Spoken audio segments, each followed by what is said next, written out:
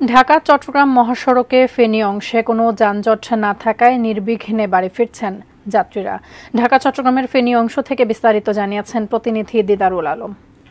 চট্টগ্রাম মহাসড়কের ফেনীর যে ২৬ কিলোমিটার অংশ রয়েছে সেই ২৬ কিলোমিটার অংশ দিয়ে কিন্তু নির্বিঘ্নে একদম যানজট ছাড়াই কিন্তু ঈদে যারা বাড়ি ফিরছেন তারা একদম স্বস্তিতেই কিন্তু বাড়ি ফিরছেন।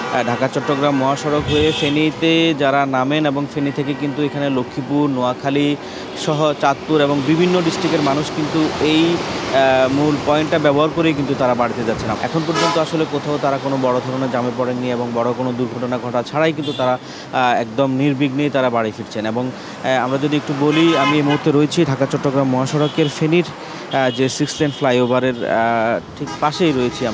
আমরা একটু দেখানোর যদি চেষ্টা করি যে আসলে এখন থেকে ঠিক সকাল থেকেই কিন্তু আমরা আসলে দেখছি যে এই মহাসড়কে একদম নির্বিঘ্নেই কিন্তু গাড়ি চলছে। অন্যান্য সময়ের যে পরিমাণ গাড়ি ছিল, গাড়ির চাপ কিন্তু বেশি, কিন্তু এরপরও একদম নির্বিঘ্নে গাড়ি চলছে, যেখানে কোনো আমরা যানজট অথবা কোনো বড় ধরনের কোনো খবর আমরা পাইনি। এর বাইরে আসলে এখানকার যাত্রী যারা রয়েছেন তারা আমাদেরকে যেমনটি জানিয়েছেন যে অন্যান্য সময় যেরকম বাড়তি ভাড়ার যে চাপ ছিল, বাড়তি ভাড়ার বিষয়টি হয়তো কিছু কিছু পরিবহন কোম্পানি তাদের কাছ থেকে বাড়তি ভাড়া নিয়েছে। এর বাইরে আসলে এখানকার যাত্রীদের তেমন কোনো অভিযোগ নেই।